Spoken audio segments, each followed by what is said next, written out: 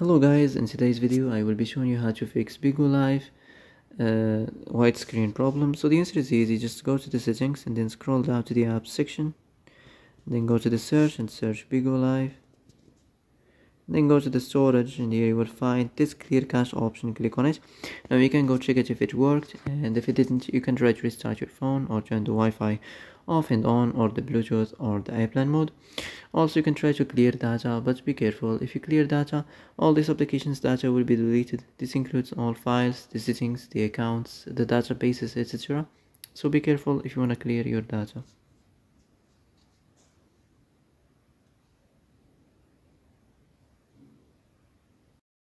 And that's it for today's video. I hope this is the answer you've been looking for. If you like this video, don't forget to like and subscribe, and see you in the next video. Thanks for watching.